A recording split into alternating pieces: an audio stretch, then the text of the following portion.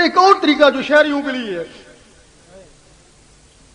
شہریوں کو بھی ضرورت ہے نفس پاک کرنے کی، جو شہریوں کے لیے طریقہ ہے اس کے لیے ان کو کہیں سے ذکر قلب ڈھونڈنا پڑتا ہے۔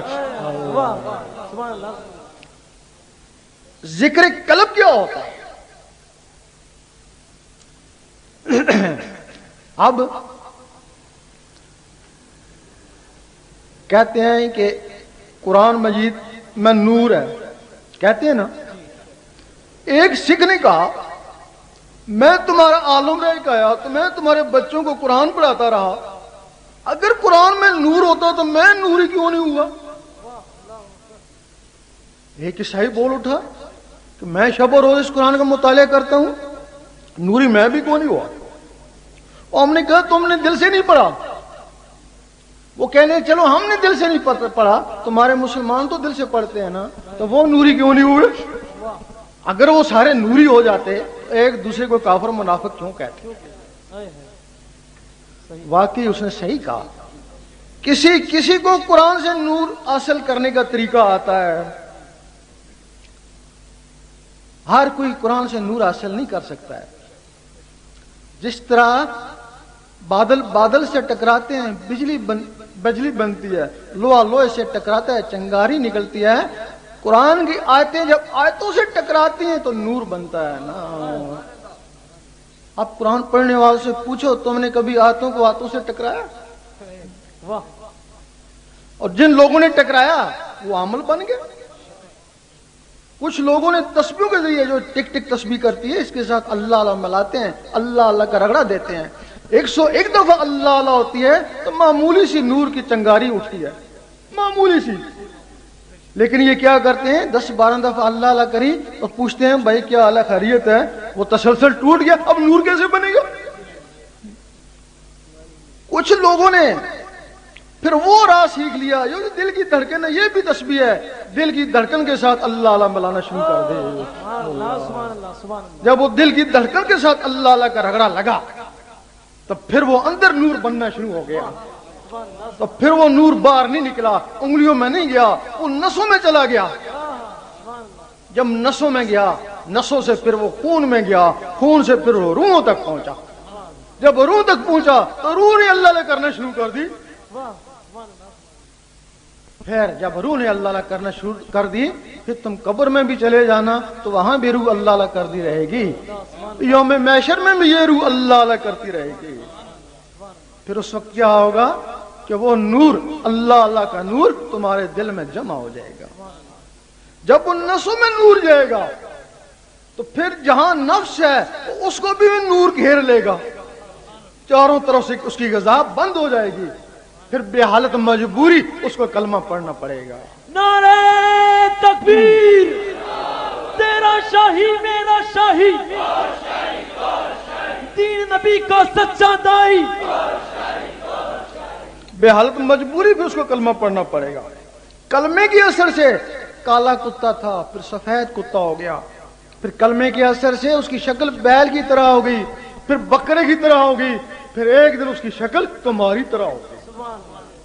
پھر اس کو پکڑ کر حضور پاک کی محفل میں لے گئے۔ حاضرین اور حضور پاک اش کر اٹھے، آفرین ہے اس کے اوپر اور اس کے مرشد کے اوپر کہ جس نے کتے کو پاک کیا، انسان بنایا، میری محفل میں لے آیا۔ اس وقت حضور پاک اس کو کوئی مرتبہ ارشاد دے دیتے ہیں، اب اس کی رضائی ادھر ہو جاتی ہے، رسائی ادھر ہو جاتی ہے، اس کو اب معارف کہتے ہیں۔ وہ پہلا عارف ہے، اب اس کو معارف کہتے ہیں جو حضور پاک کے قدموں میں پہنچ گئے۔ اب معارف دیکھتا ہے کیونکہ یہ اس کے نفس وہاں پہنچا ہے، خود نہیں پہنچا، خود جسم ادھر ہے۔ اب وہ جو عارف ہیں ان کے جسم وہاں پہنچ گئے ہیں حضور پاک کے پاس۔ اب یہ معارف دیکھتا ہے کتنے خوش نصیب ہیں جسم سمیت حضور پاک کی محفل میں بیٹھے ہیں۔ اتنے میں حضور پاک کسی سے بات کرتے ہیں، اب عارف پوچھتے ہیں آپ کس سے بات کر رہے ہیں، ہم کو تو نظر نہیں آ رہا۔ فرماتے ہیں اس سے بات کر رہا ہوں جس کا جسم مخلوق میں اور یہ روح نفس کی روح میرے پاس، اور وہ کہتے ہیں کتنا خوش نصیب ہے، ادھر بھی موجود ہے اور ادھر بھی موجود ہے۔ اتنے میں نماز کا وقت آتا ہے، حکم ہوتا ہے یہ جو زہری جسم والے ہیں یہ زہر میں جا کے نماز پڑھیں ورنہ ولیل طلب ہو جائے گی۔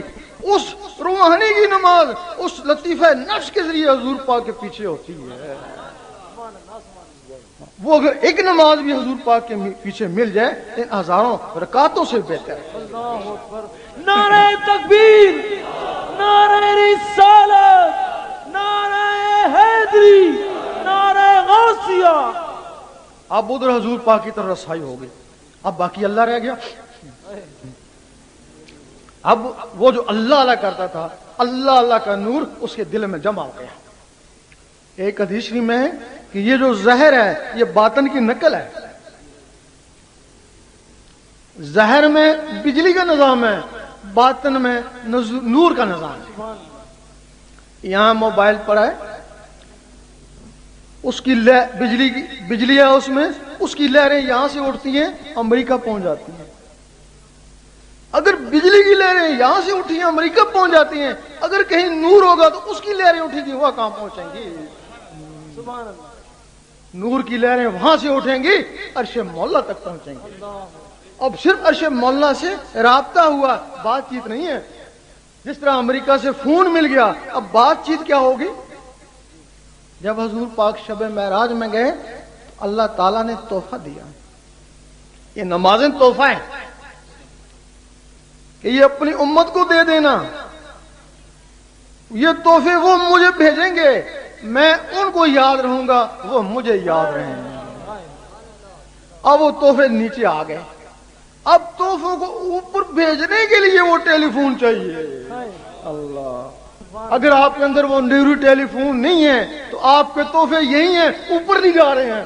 اس کو نماز صورت بولتے ہیں۔ صورت کا مطلب ہے کہ جس طرح تمہارا عکس ہے، اب عکس تمہارے فوٹو سے کیا حاصل ہوگا؟ یہ نماز صورت ہے۔ لیکن جس کے اندر اگر مومن کا معراج ہے ولی تو اسے اگلی چیز ہے نا، مومن کی آواز عرش مولا میں پہنچتی ہے تو ولی ان روحوں کے ذریعے بذات خود وہاں پہنچ جاتا ہے۔ اللہ، جب تمہارے اندر اللہ اللہ شروع ہو جائے گی تو تمہارے اندر اور بھی مخلوقیں ہیں، روحیں ہیں، جس طرح جن اور فرشتے ہیں اس طرح وہ روحیں ہیں تمہارے اندر، 7 روحیں ہیں۔ باقاعدہ حدیثی میں ان کے نام ہیں، قلب، روح، سری، خفی، اخفا، انا، نفس۔ 9 ان کے خلیفے ہیں، باڈی گارڈ۔ 16 چیزیں تمہارے اندر ہیں۔ جب تم 16 چیزیں ان میں نور جائے گا تو وہ 16 چیزیں اللہ اللہ کرنا شروع کر دیں گے۔ اس جسم میں یا اللہ ہوگا، اگر اللہ نہیں ہے تو پھر شیطان ہوگا۔ اگر ہمارا دل میں نور نہیں ہے تو تمہارے دل میں شیطان ہے۔ اور یقین کرو کہ جو اللہ کل بھی اللہ نہیں کرتے ان کے دلوں میں شیطان ہے۔ ان کو یہ بات بری لگی ہوگی لیکن ہم دلیل دیتے ہیں۔ جب وہ نماز پڑھتے ہیں وہ سوچنا نہیں چاہتے، ان کو ایسے وسوسے آتے ہیں جو وہ سوچنے نہیں چاہتے۔ اس کا مطلب ہے کہ وہ نہیں سوچنا چاہتے لیکن ان کے دل میں وسوسے آتے ہیں، پھر وہ شیطان ہی ڈالتے ہیں نا، ان کی نماز خراب کرنے آتا ہے نا، تو شیطان ہے نا۔ اب دوسرا اس کا ثبوت ہے، آپ ذکر کے حلقے میں بیٹھ جائیں، وسوسہ نہیں آئے گا۔ آپ اللہ میں لگ جائیں، آپ کو وسوسہ نہیں آئے گا۔